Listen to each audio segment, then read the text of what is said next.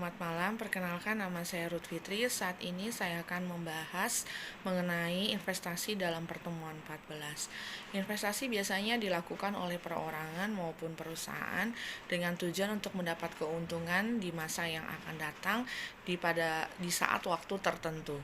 Investasi dibedakan menjadi dua macam, yaitu investasi nyata atau real investment, melibatkan aset berwujud, pembelian aset produktif, pendirian pabrik, pembukaan pertambangan, dan investasi keuangan berupa deposito, commercial paper, dan surat berharga berupa pasar uang dan pasar modal berupa saham, obligasi, dan opsi lainnya.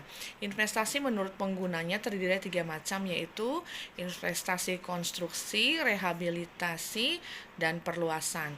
Investasi menurut jenisnya yaitu investasi otonomi dan investasi terimbas dan investasi publik. Investasi biasa disebut sebagai investasi atau pembentukan modal, merupakan komponen lain yang menentukan tingkat pengeluaran total. Investasi dapat didefinisikan sebagai pengeluaran investor atau perusahaan atau perolehan barang dan instrumen. Investasi untuk meningkatkan kemampuan menghasilkan barang dan jasa yang tersedia dalam perekonomian. Peningkatan jumlah barang modal ini akan memungkinkan perekonomian untuk memproduksi lebih banyak barang dan jasa di masa yang akan datang. Kadang-kadang investasi dilakukan untuk menggantikan barang modal lama yang haus atau yang sudah tidak maksimal gunanya yang perlu disingkirkan. Dalam praktiknya, upaya dilakukan untuk mencatat nilai investasi yang dilakukan pada tahun tertentu yang digolongkan sebagai investasi atau pembentukan modal atau penanaman modal meliputi pengeluaran atau perbelanjaan berikut. 1. Pembelian berbagai jenis barang modal, yaitu mesin dan peralatan produksi lainnya untuk pendirian berbagai jenis industri dan perusahaan. Pengeluaran untuk pembangunan rumah tinggal, kantor, pabrik, dan bangunan lainnya. Yang ketiga, nilai tambah dari stok barang yang tidak terjual, bahan mentah, dan barang yang masih berproduksi pada akhir tahun GNI. Jumlah dari tiga jenis komponen investasi tersebut dinamakan investasi bruto yang mencangkup investasi untuk meningkatkan kapasitas produktif dan perekonomian dan untuk menggantikan barang modal yang terdepresiasi. Jika investasi bruto dikurangi dengan revaluasi, maka investasi bersih diperoleh. Teori makroekonomi berhubungan dengan investasi fisik. Dengan pembatasan tersebut, maka definisi investasi dapat disempurnakan sebagai pengeluaran yang meningkatkan persediaan barang modal. Persediaan barang modal adalah jumlah barang modal dalam perekonomian pada waktu tertentu. Investasi dalam bentuk barang modal dan bangunan. Penanaman modal pada barang modal dan gedung meliputi pembelian pabrik, mesin, peralatan produksi, gedung atau gedung baru karena kesinambungan modal dan bangunan biasanya lebih dari setahun. Maka investasi ini sering disebut sebagai investasi dalam bentuk real estate atau investasi tetap. Di Indonesia, istilah investasi tetap adalah pembentukan modal tetap produk domestik bruto atau PMTDB. Lebih spesifiknya, jumlah investasi yang harus diperhitungkan adalah investasi neto, yaitu PMTDB dikurangi depresiasi. Investasi persediaan. Perusahaan seringkali memproduksi lebih banyak barang daripada target penjualan mereka. Hal ini dilakukan untuk mengantisipasi kemungkinan yang berbeda. Tentunya investasi saham diharapkan dapat meningkatkan pendapatan atau keuntungan. Persediaan barang dikatakan sebagai investasi yang direncanakan atau investasi yang diinginkan karena sudah direncanakan. Selain produk jadi, investasi juga bisa dilakukan sebagai stok produk mentah dan setengah jadi.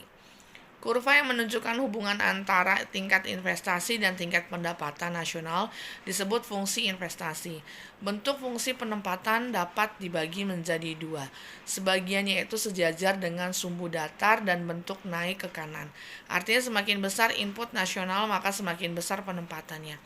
Fungsi atau kurva investasi yang sejajar dengan sumbu datar disebut investasi mandiri, dan fungsi investasi yang lebih tinggi dengan meningkatnya pendapatan nasional disebut investasi efektif.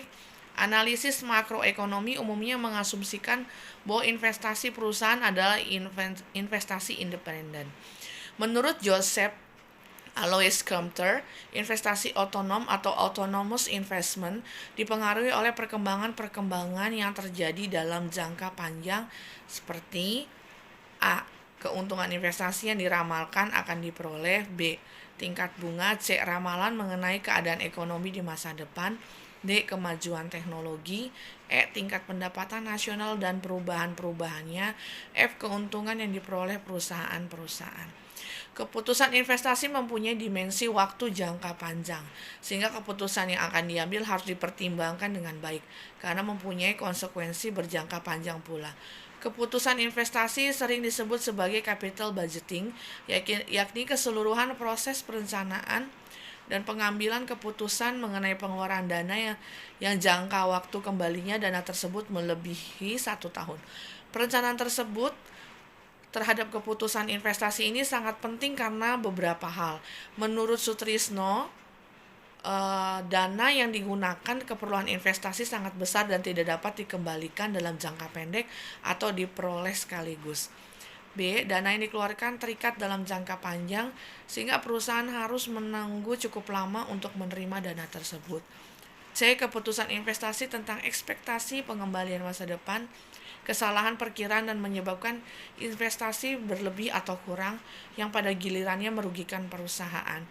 D. Keputusan investasi jangka panjang sehingga kesalahan dalam pengambilan keputusan memiliki konsekuensi yang panjang dan serius, dan kesalahan dalam keputusan tersebut tidak dapat diperbaiki tanpa kerugian yang besar.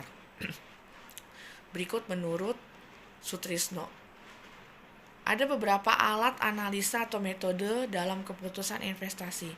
Metode yang sering digunakan antara lain adalah metode net present value atau nilai sekarang bersih adalah selisih antara lain sekarang arus kas dan nilai sekarang dari investasi. Dengan metode ini, hal pertama yang harus dilakukan adalah menghitung nilai sekarang dari penerimaan pada tingkat diskonto tersebut dan kemudian membandingkannya dengan nilai sekarang dari investasi tersebut. Penilaian ditentukan dengan metode ini jika selisih PV dari arus kas lebih tinggi berarti nilai NPV positif yang berarti investasi layak, dan sebaliknya jika selisih PV dari arus kas lebih kecil dari PV investasi maka investasi dianggap tidak valid. Yang kedua adalah metode payback period. Payback period adalah metode yang diperlukan untuk memulihkan biaya investasi dengan menggunakan arus kas yang diperoleh, atau dengan kata lain payback period digunakan untuk mengukur jadwal reinvestasi reksadana. B. Metode profitability index.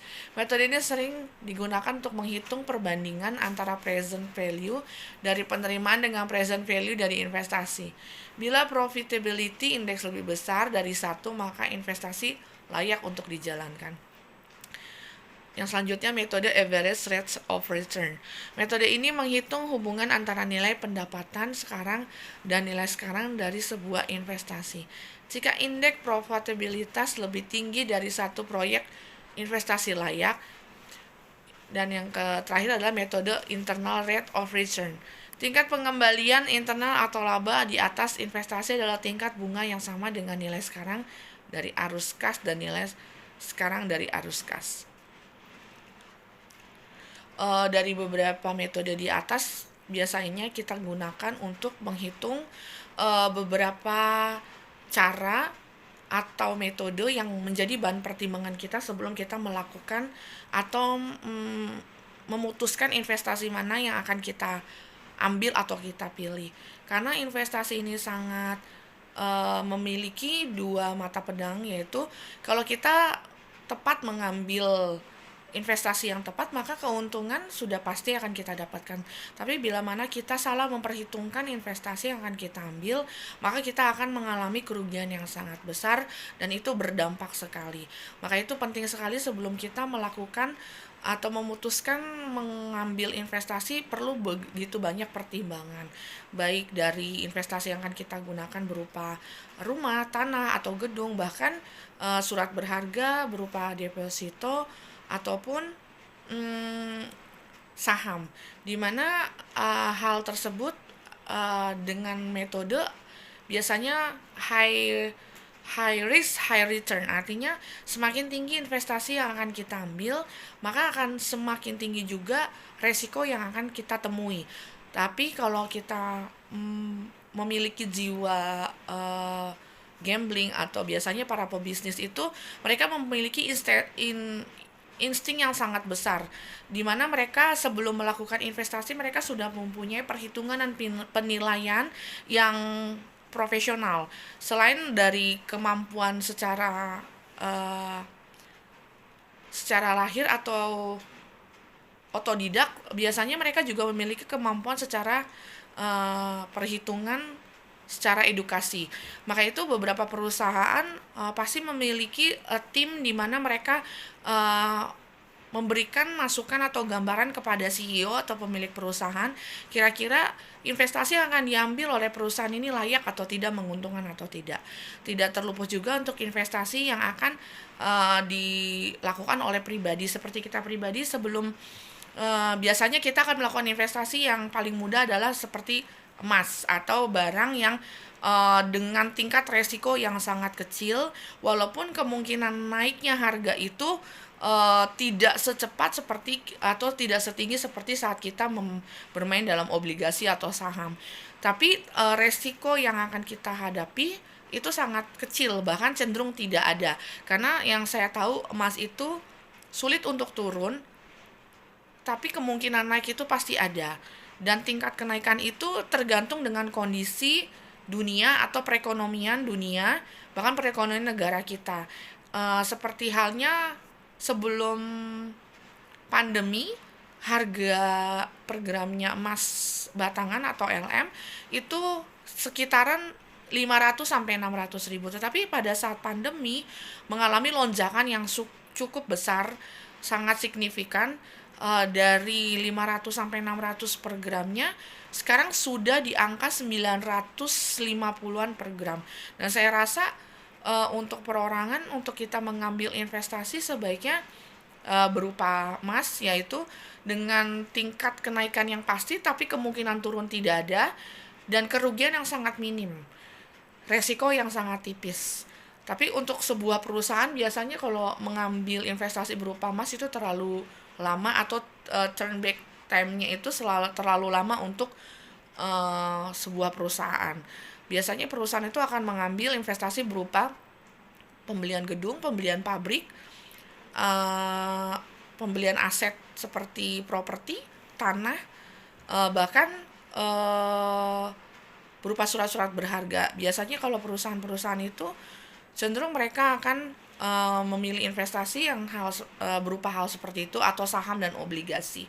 Tidak menutup kemungkinan untuk pribadi kita bisa melakukan saham, tetapi kalau kita tidak terlalu paham tentang saham, lebih baik tidak, karena itu terlalu beresiko tinggi.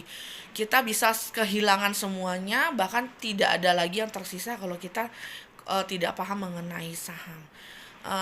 Untuk selanjutnya saya akan menerangkan beberapa rumus yang mungkin kita bisa cari di dalam pertemuan 14 itu sendiri. Bagaimana cara penghitungan-hitungan yang metode-metode yang akan kita gunakan. Di antaranya adalah bagaimana menghitung nilai NPV atau PV dalam satu investasi yang akan kita pilih. Demikian penjelasan dari saya. Sekiranya bila memang ada yang kurang berkenan atau masih banyak yang kurang, saya minta maaf dan bisa menjadi manfaat bagi setiap yang mendengarkannya. Terima kasih untuk Pak Imam atas kesempatan yang diberikan. Bila mana banyak kekurangan, saya minta maaf. Berikut beberapa hal yang bisa saya sampaikan mengenai investasi dan pendapat saya berdasarkan pertemuan 14 dalam seminar manajemen keuangan. Lebih dan kurangnya saya minta maaf. Terima kasih. Wassalam.